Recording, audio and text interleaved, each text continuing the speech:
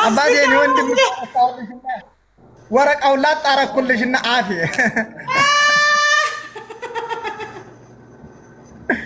እንደው ሰይ አላህ ይልዓነክ ያ ሒማር አላህ ይልዓነክ ተፋለኝ ቶሎ ሀኩና የነው ምተፋው ጫው ጫው ይላል አተፋሁና ወሰኩና ወርሳ እና እንደዛ ነበረ። አሁን ቢመጣ ለራሱ ያወራሽ ነበር። እዚህ ጋር ይመጣል እኮ እኔ ጋር አንዳንድ ጊዜ ጫው ይላል አለ ወይኔ ሻው ጫው ጫው ይላል ወይኔ ዛሬ ሞትኩኝ ወላሂ። እና እንደዛ ነበር ለኔ ህይወት ብዙ ጊዜ ልሻለሁኝ። ይሄ የማይረሳ ገጠመኝ ነው። ሴፉ በኢቢኤስ ላይ ማቅረብ አለብህ ይሄን ገጠመኝ ነው። የኔ ገጠመኝ እኮ አያልቅም አልኩሽ። ኢትዮጵያ ስትገባ ግን ሴፉ በኢቢኤስ ላይ እንድትቀርብ አደራህን። እኔ ነኝ ሪኮመንድ የማደርግህ ማለት ነው። እኔ እንድትቀርብ አደርግሃለሁ ሴፉ ፋንታውን ላይ ሴፉ በኢቢኤስ። ያው ኢትዮጵያ ግን በቅርብ ጊዜ እገባለሁ። እውነት አንቺ የዋህ ሰው ነሽ። ዱአ አድርጊልኝ አገር ይገባለሁ።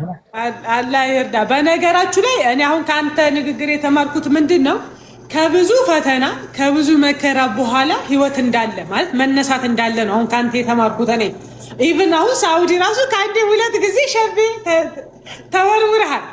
አቲክ ለሶስተኛ እድል ነው ለሶስተኛ ነው አይደል የሰራው ሶስተኛ እና አስቡ ከዛ ሁሉ መከራ ሊቢያ ላይ ያሳለፍከው መከራ ከሱዳን ወደ የመን መጣ ከዛም ከአንዴ ሁለቴ ወደ ኢትዮጵያ ገብታ አስቡ በጣም ብዙ መከራ አለፈ። ግንስ ከዛ ሁሉ ፈተና በኋላ ደግሞ ፈጣሪ ደግሞ ረድቶ ሰራህ። ለእናትህን ጦር ለእናትህ ቤት ሰራህ። አንተም የተሻለ ህይወት ላይ ተቀመጥ እና ከመከራ በኋላ ሁሌም ደስታ እንዳለ ህይወት እንዳለ ጥሩ ነገር እንዳለ የተረዳሁት እኔ ከአንተም ህይወት ያኔ ከኔ የሚያሳልፍኩት ስለሆነ ማለት ነው። ተስፋ መቁረጥ ጥሩ አይደለም።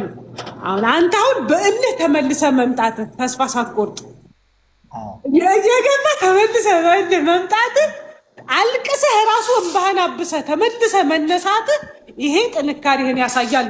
አንዳንድ ሰዎች ትንሽ መከራ ሲደርስባቸው አልቅሰው ስብርብር ብለው ይቀራሉ። ቢገርምሽ ይኸውልሽ ቦሌ የወረኩለት ማለት ነው ወላሂ ስሙ ወላሂ አንድ ብር የለኝም። አበበ እና እኔ ተጠፋፍተን ማለት ነው በቃ እንግዲህ እዚቹ ቁጭልን ወዴ ልወጣ ነው ብዬ አለቀስኩኝ። በኋላ አበበ እኔን እየፈለገኝ ነበር።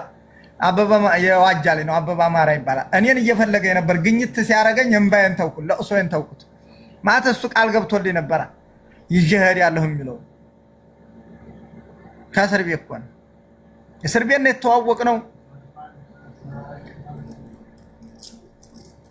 ሸር ኮምብሪንግ አርጉኝ፣ ታብታብ አርጉኝ፣ ደብል ታብ አርጉኝ። አንዳንድ ጊዜ ደብር ታብ ታብታብ እና ኮምብሪንግ የሚያደርገኝ ጠልታችሁኛል ወላሂ።